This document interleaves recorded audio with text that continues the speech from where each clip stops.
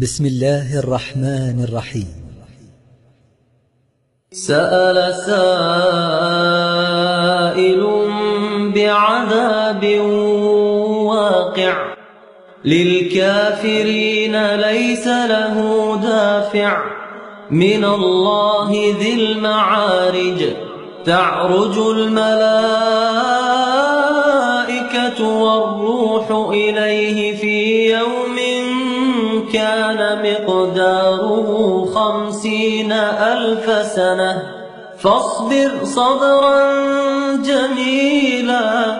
إنهم يرونه بعيدا ونراه قريبا يوم تكون السماء كالمهل وتكون الجبال كالعهن ولا يسأل حميم حميما يبصرونهم يود المجرم لو يفتدي من عذاب يومئذ ببنيه وصاحبته وأخيه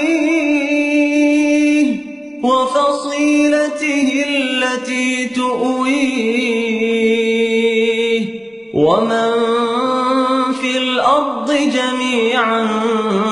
ثم ينجيه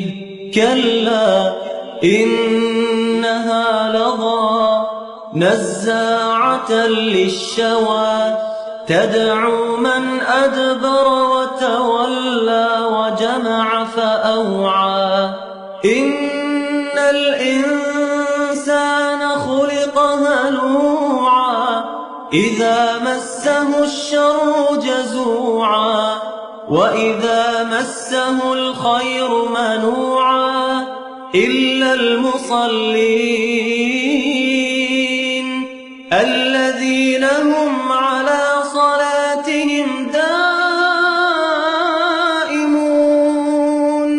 والذين في أموالهم حق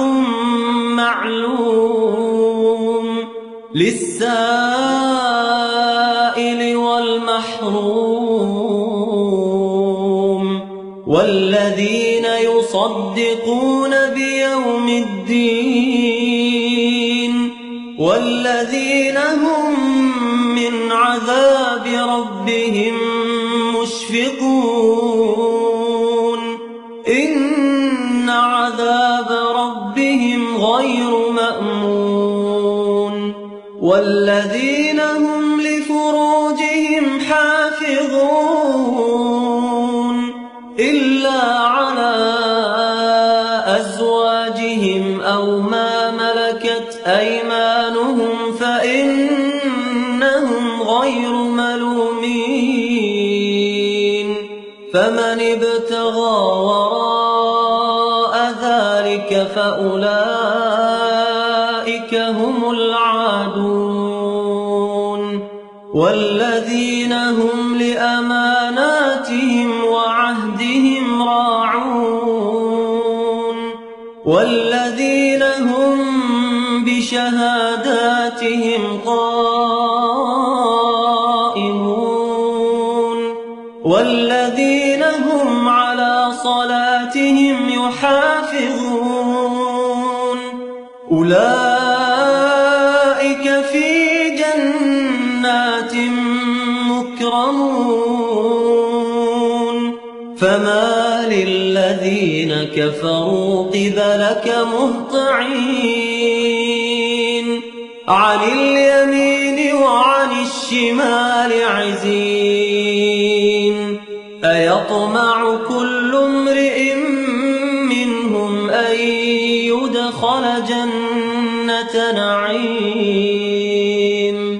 كلا إنا خلقناهم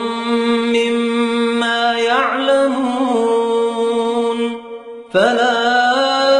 أقسم برب المشارق والمغارب إنا لقادرون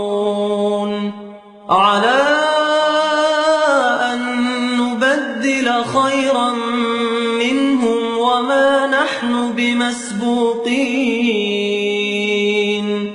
فذرهم يخوضوا ويلعبوا حتى يلاقوا يومهم الذي يوعدون يوم يخرجون من الأجداث سراعا كأنهم إلى نصب يوفضون خاشعة